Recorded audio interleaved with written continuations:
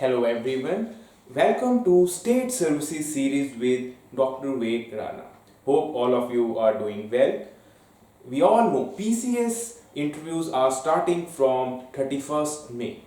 So here is the list of some important current affair themes specifically linked to academic domain of interest which you could prepare, because these are some of the emergent themes and board members, if they happen to ask these questions, they will definitely expect a qualitative answer.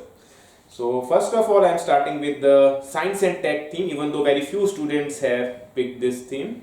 I am giving you a statement. India is currently battling an epidemic within a pandemic. Can you decipher the statement? So make sure you are clearly aware about all the facts related to the mucormycosis, why it is called black fungus, white fungus or yellow fungus, how it is different from COVID-19, is it transmittable or communicable disease. So make sure the basics about this emerging threat are clear in your mind. What are the modes of treatment, amphotericin B role and whatnot. Then, do you support Indian government vaccine diplomacy initiative when there is an acute shortage of vaccine being felt back home? In case of Punjab, only 2.5% of population has so far received the complete vaccination dose. So give your answer accordingly. So make sure you design your answer, and you could, if you have any difficulty, you can even drop an text. I will try to decipher it for you. And then you make sure you are aware about how the current vaccines are working, like the Covaxin, Covishield or the Pfizer's mRNA vaccine. And since why are so many countries interested in exploring Mars? This question is in wake of the recent NASA Perseverance, or you could say UAE Hope, or the China's Tianwen or Zhurong rover. So they might ask if you about what are, how are these missions different from one another, and what is the significance for each of these countries. And then we have the quantum computing emerging on the backstage, and we have seen how there could be a debate whether is quantum supremacy really a real thing, or it will descend into quantum winter. What is India's Quest program about? And since 5G trials are a bit controversial, and they might ask you what should be the India's way forward, and what could be the advantages of the 5G. What is Internet of Things or Industrial 4 revolution? How is going to impact the coming, you could say, decade? And then there could be a general question: what is the role of technology in agricultural sector? Or they might say how technology has helped India in battling pandemic. So these are some of the science and tech themes which you should prepare. Coming to the Punjab issues, there could be a question that do you support the Punjab government decision to create 23rd district Malerkotla? Or on larger context, do you support the creation of smaller states for better administration, or you could say financial mobilization of funds? Give your answers with some valid argument. And then, since we have seen in case of COVID that the frequent election is not doing any good, they might try to just raise the question that give pros and cons of one nation, one election. So make sure you have once again a clarity on these issues. And the SYL issue is once again could be asked, which is always asked in the previous interviews as well. And then they might say that justice delayed is justice denied, 6 years, 6 panels, and yet there is no headway in the controversial sacrilege case. So what has went wrong, or how do you view the developments in the current context? So make sure it's a sensitive topic. You should articulate your words in a sensible way. Don't try to just frame in or answer this question in a casual manner. And then we also need to prepare about the environmental issue of stubble burning. What could be the technological solutions to the stubble burning issue? Despite the advancement, still we have seen in the pandemic time, a lot of these fires have been reported. And what are the linkages between the groundwater pollution and cancer? Also, fluorosis, arsenic, and you could say uranium. These are the three controversial chemicals in Punjab, and they might try to link you with the Malwa belt. How you could just decipher these.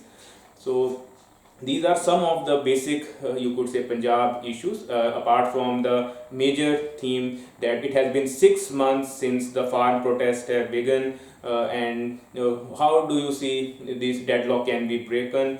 You make sure you are aware about thoroughly about the all three farm, you could say, laws, their clause by clause, pros and cons of each thing, because this is one of the theme which is more or less expected and you will be asked to take sides on it.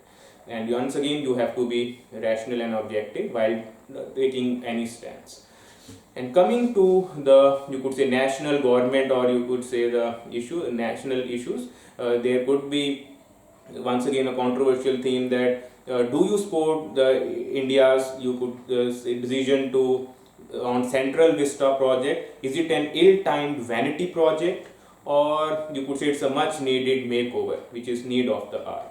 And then, since we have seen in last 2 or 3 weeks, there has been a flurry of cyclones hitting on Arabian Sea and Bay of Bengal, you can expect a question: what are the shortcomings of India's disaster response, especially in wake of the Tauti cyclone, or you could say the Uttarakhand disaster, or even the current COVID-19 pandemic? Should India also join the chorus of countries who are saying that there should be a fair investigation into the origin of, you could say, a virus in Wuhan laboratory, or you say Wuhan wet markets? What could be the implications if India also supports this decision? And then we have another emerging theme on whether there should, how the COVID third wave could be managed better. And then education policy, what are the bottlenecks, how do you view the provision, will it really transform the education sector? What are the salient features of the draft STI policy or the health policy? You should have at least a fair idea about what are the major provisions and what are the controversies associated. And coming to the environmental issues, current debate is mainly revolving around what are net zero emission targets or gross zero emission targets. And might even ask you about the biodiversity of Punjab, the wild boar as a vermin, or reintroduction of the Ghadial project in Beas River, the, you could say, Indus dolphin declared state aquatic animal, the major new Ramsar sites which have been added to Punjab, any specific and at micro details as well, and what steps could be further taken to check the air pollution and the water pollution in state of Punjab specifically. So make sure you just revise whatever you have prepared for mains from environment point of view. Just go through those things. A lot of students have chosen this category because probably they think that this is the easy one to score. So make sure you don't make mess up this category by you could say not answering the conventional themes of biomagnification, eutrophication, or algal bloom in the water bodies, or you could say wetland conservation. And coming to the social issues, then there has to be the all favorable question: what are the reasons for low sex ratio in state of Punjab? What are the social impact of COVID-19 on various sections of the population in long term? How is our lives being changed? What are the two key lessons which you have imbibed from COVID-19? And what are the three major social problems which you would like to address on priority once you are given the power? And more or less, you could say the LGBT issues, as well as you could say recent controversy of the live-in couples demanding protection from high court that was in news. So make sure the social problems you have more or less something to say that should not be of too much problem. And then in the IR and foreign policy theme, which side should India support? Whether the Palestine or the Israel?